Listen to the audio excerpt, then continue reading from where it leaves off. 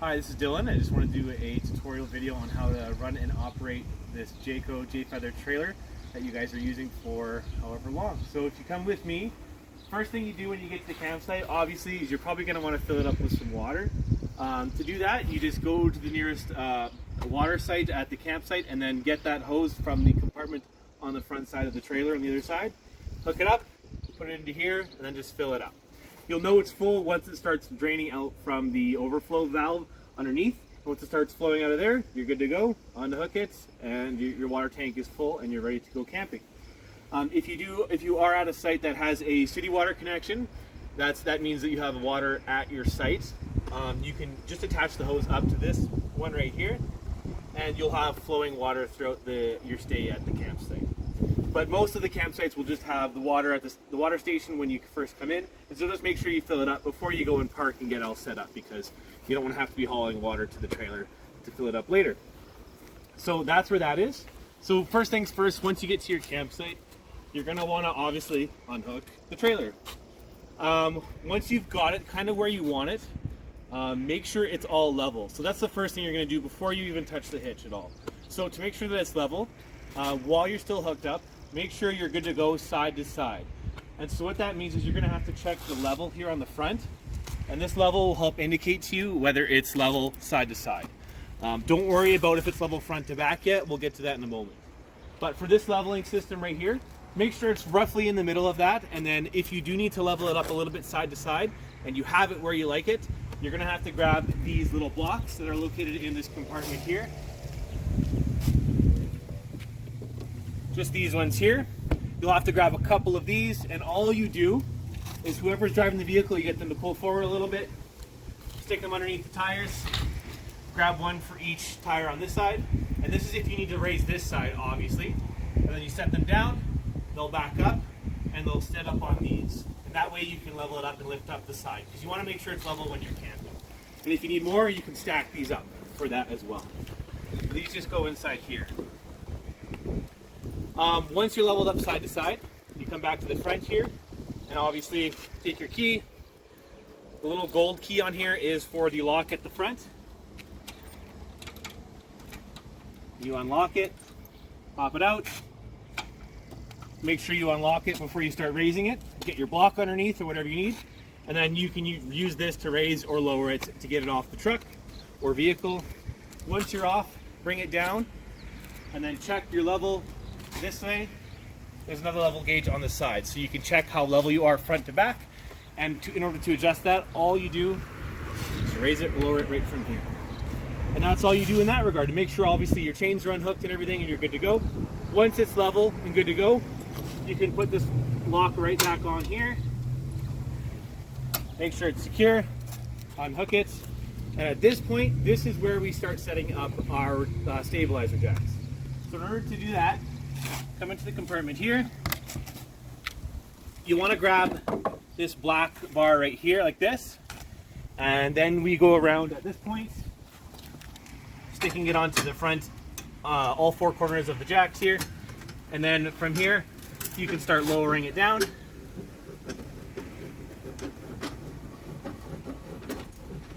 Crank it all the way down until you get to the ground. And just don't crank it too much, because you don't want to use these for lifting it of the trailer or lowering it at all. Just make sure it's nice and snug, because all these are designed to do is help keep the trailer from tilting and wobbling all over the place. So once you do that, you go to the other sides. There is two on each side, so two in the front and two in the back. And so just make sure you get those down and get it ready to go. Then you can put this back. Close it up. All right, so to get the beds down, first thing you're going to need is this little T-shaped bar that is located right inside the compartment, again at the front there.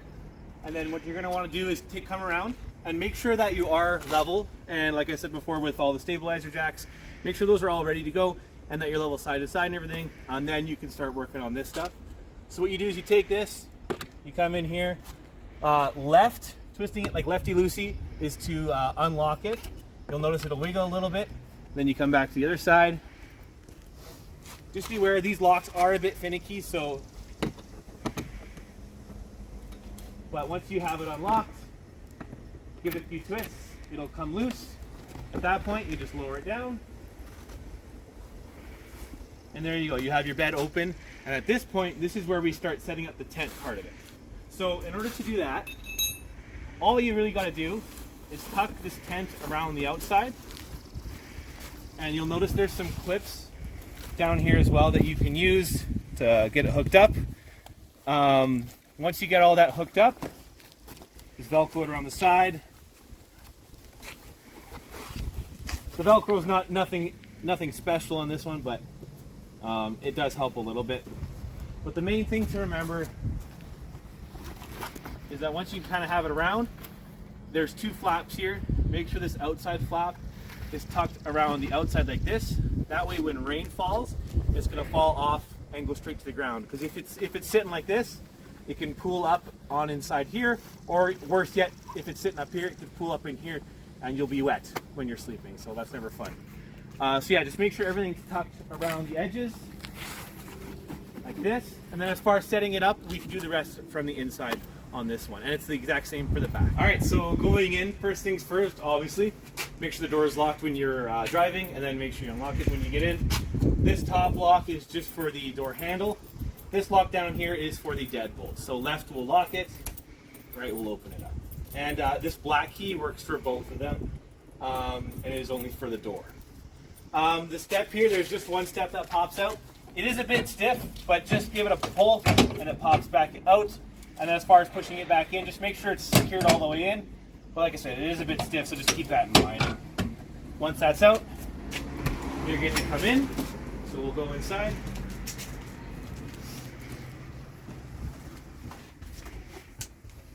All the lights inside have their own individual switches, as you can see.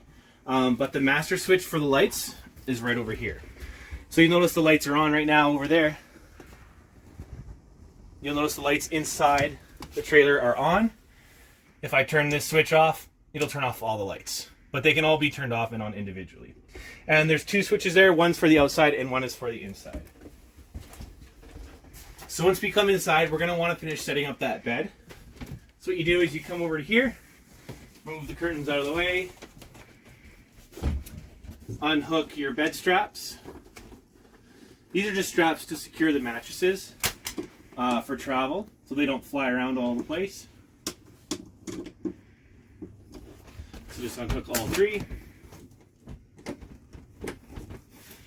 Once that's done, these mattresses will fall down, and then at this point, you'll want to grab this little bar that's laying down underneath them. And what you do is you take this, you reach it into here. As you can see, there's a bar down in there, and you'll just want to hook it up to that, like this. And then you just push the tent up all the way that it'll go, and you'll see there's a hole up inside the ceiling here, and this is where you lock it in. Now make sure you don't push it in too far, because if you push it in too far, then it'll all get stuck in there. You just want to put this one little prong inside, and then let go. And that way you can make sure that it's locked, but that means you can also get it out. So once you have that there, you're good to go. Then you throw your mattress on. The big long one goes to the back. And then you'll notice this one has got kind of a curve on the bottom of it. That's because it goes over this little edge here to give it an even surface. And that just goes on the end. And just like that, you're good to go. You can set up your bed right on top of there. And then just make sure, obviously from the inside, that these parts will come loose all the time. It's just a normal thing with this trailer. But just make sure that they get tucked in. All you do is you take your thumb and you run it down the side of it, and you squeeze it into the side of this frame here. And just make sure it's secure all the way down. And then make sure you double check everything outside to make sure everything's secure. And that way no rain's gonna get inside if it rains at all. So that's how you set up the bed. Okay, so as you can see here, the table is set up for travel. Or if someone wants to sleep here, they can certainly do that. But the reason we set it up like this for travel is that way none of the cushions fly around and that the table is secure. So to get the table back out, all you do is you take these backrest cushions, move them to the back here. I usually just move these to the side because you'll have to get this table out this way anyways. Once you get this out, just keep in mind that this table is, it's not a stationary table where it sticks into one spot here. You can actually take this table out of the trailer if you wanted to, or just set it up right here, obviously, for dinner or supper, whatever you're doing here. And yeah, it moves freely, so just keep that in mind. You never want this set up inside the trailer when you're traveling, because this thing will fly around. So just make sure that it's securely in place underneath the beds here on the table area. And it just kind of lays on these two little brackets, wooden pieces, and it just sits nicely right there. As far as any sort of water maintenance goes, like if you ever run into an issue with water or anything like that, just keep in mind that a lot of your water pipes are located right down here, because this is where your water heater is. So if you have any issues with that at all, just it's just for visual reference, that's where it's located. But just make sure you just give me a call, and I'll be happy to answer any questions you might have with that if there's any issues. So yeah, that's how that goes. Just lays nice like this. This couch can actually convert into a bed as well, kind of like a scissor bed, I guess you would call it. And if you need extra area to sleep or just lounge, it's perfect for that as well. All the windows just come up like this, and then if you want to open up the windows, for this one in particular, obviously the awning's in the way, but just make sure the awning's open when you do. All you do is you twist these out on just on this side for this one, and that's all you do, and it'll pop out. And then obviously when you travel, make sure those are secured as well. If you look in here, I'll move this couch back. If you look right over here, the heater switch is right here on the inside of that wall there. To turn it on, you're going to have to switch this switch to the left there, and that will activate the furnace depending on the temperature. And then obviously you just adjust your temperature from the bottom. And then make sure it's off, obviously, when you don't need it, and you're good to go. All right, so to operate the air conditioning in this unit, this is located right up top here. It's pretty simple. All you do is you turn this switch to this way. This way it will turn on low fan, high fan, low cool. You'll hear it kind of kick in. This means that the AC is working. And then cool high, or high cool, I guess. So there's two settings for the fan, and then there's two settings for the AC as well. And then you can adjust your temperature with this knob on this side right here. And that's all you do. And then just turn it all the way back to turn it off. So pretty straightforward stuff. As far as the fridge goes, I usually just mainly operate this on auto mode. What you want to do, even probably before you leave or whenever, just turn this on, and then that'll activate the fridge. Sometimes this gas light or this light down here will flash. Just make sure that your propane is turned on, because it works on both propane and electric. So if it's on auto, it just works really good that way. And then if there's any issues with that, just give me a shout. It's pretty easy to operate. Like I said, just make sure your propane is on and you won't have any issues with it. So, and then when you're traveling, just make sure that it is closed so that it doesn't swing open down the road. Here is the bathroom. Bathroom's pretty simple. There is a ceiling vent there to get some extra airflow. But it has a shower, which I don't recommend using if you're just using the tank of water that's equipped with this, because it doesn't hold a ton of water. So if you do want a shower, I just recommend using whatever facilities they have there, unless you're fully hooked up to a water site. Otherwise, yeah, you got the toilet there, and then there's another sink in there as well, and some lighting in there too. So pretty straightforward stuff. Oh, and just make sure if you do use the toilet, make sure you only use RV toilet paper, which I have some in that underneath the sink there for you guys to use if you need. Okay, as far as the stove goes, obviously for the stove, it is a propane stove, so just make sure that the propane is on. 9 times out of 10, if it's not working, that's all it is. Just make sure the propane is full and that it is coming through the system so that you can activate the stove. But all you do is you turn it on like a regular gas stove, turn it on to lights, and you'll kind of hear it running, and then you just spark it from there, and then it'll ignite the stove over here. You also do have a microwave up top. Keep in mind, if you're not at a campsite with a 30 amp plug-in, say maybe it's just a 15 amp plug-in, you may not want to be using the microwave, and especially not the AC at the same time, because that will probably blow some breakers. So if you do notice anything like that, just keep it in mind, because these two items right here use the most power. So there is a radio here as well.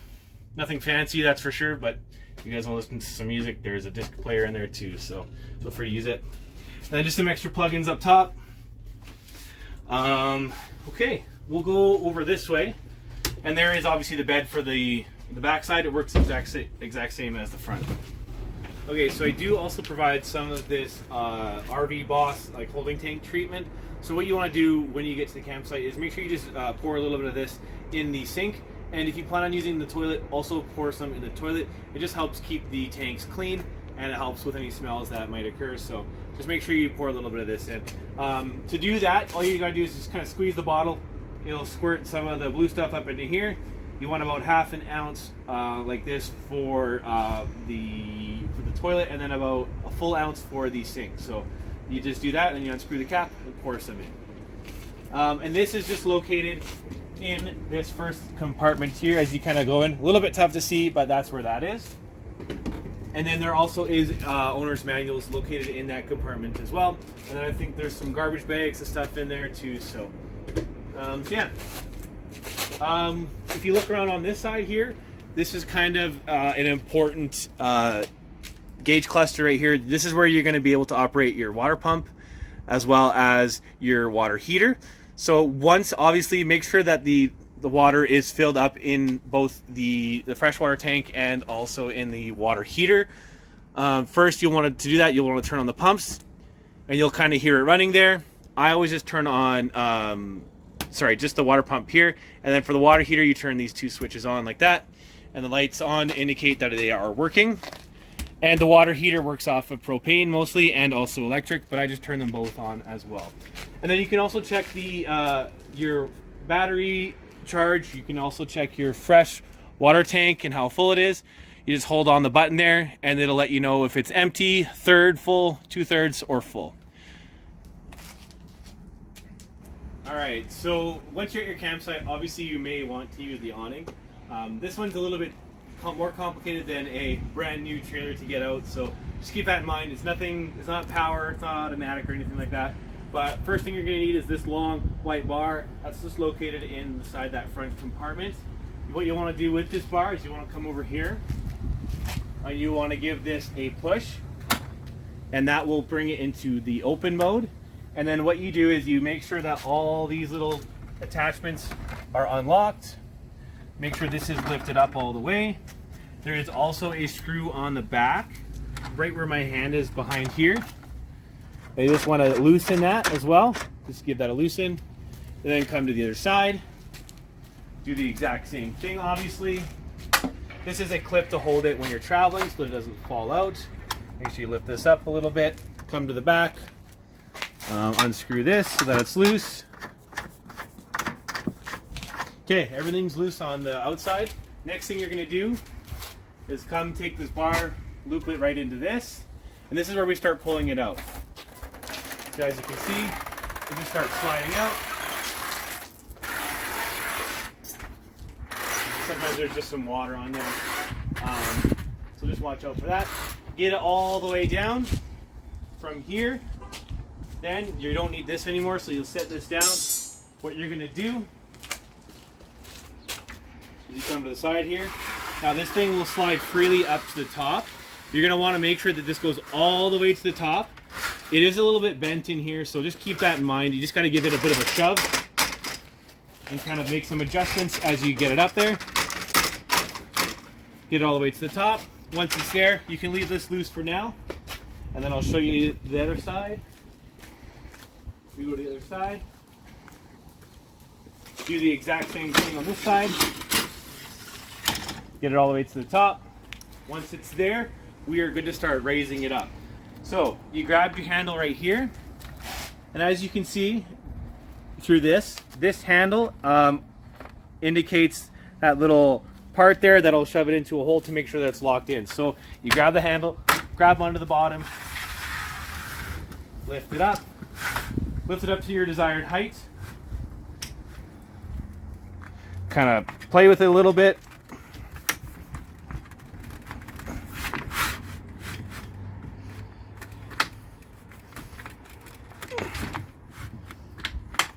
There you go. Now you got it locked in, and we're good to go. Now from here, you can tighten this, and that'll secure this bar right here.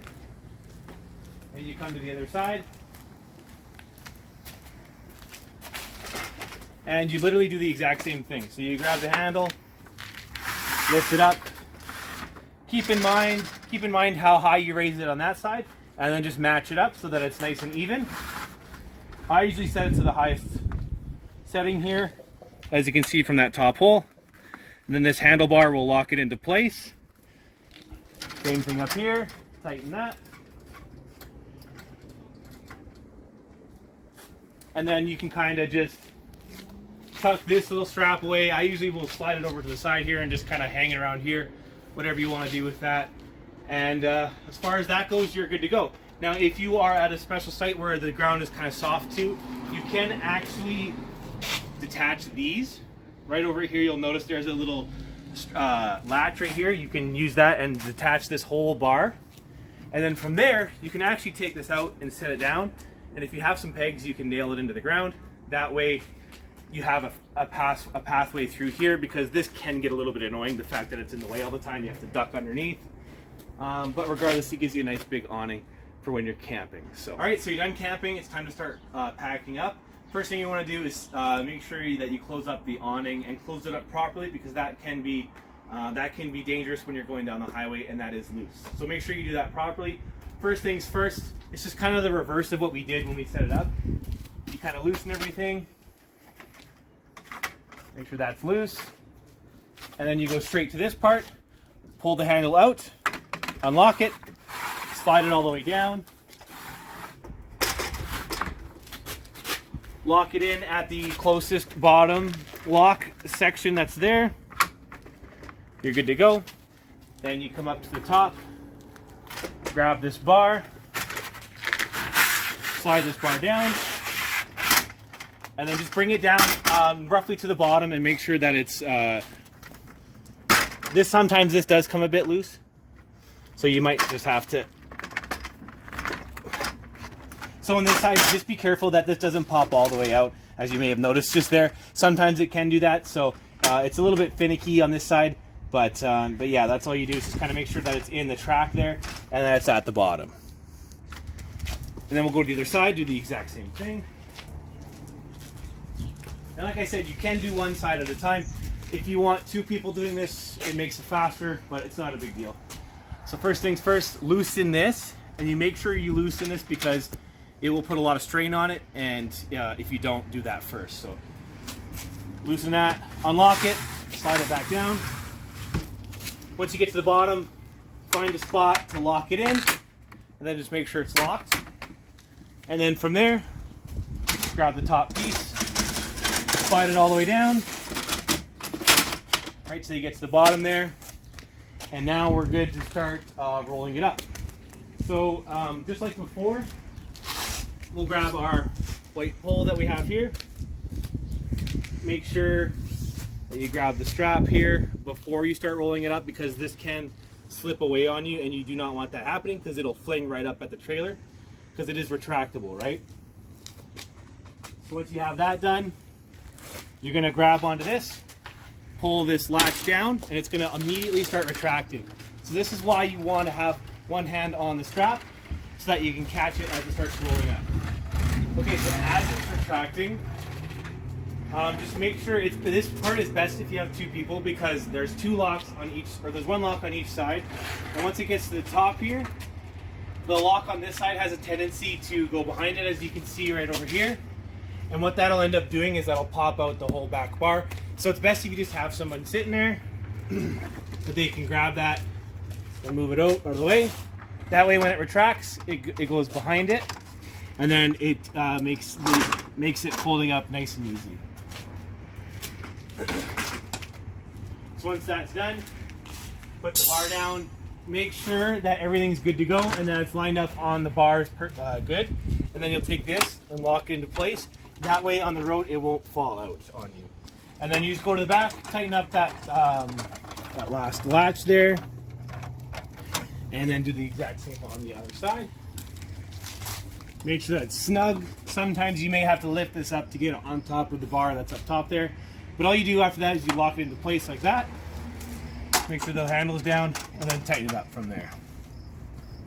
All right, now that I've magically changed my clothes and cut my hair, I'm going to show you just the outside of the RV here and what to do when it's time to pack up and leave. So first thing, obviously, you're going to have to make sure that you empty the tanks before you head out on the road. So before you do that, just if there's any water remaining in the freshwater tank, just turn on your taps inside, and then also the toilet. Just put your foot down on the flusher just to flush some water into the tanks. That way, the fuller they are, the easier it's going to be to flush out the systems below. And to get the black water tank hose, it's just located right in this compartment here in the back. You just twist off either end, and you can access that hose there. Then what you do is you take that hose around. There actually is another hose located in here. You usually don't need this one though. That one's usually long enough. But you hook it up to here. All you do is you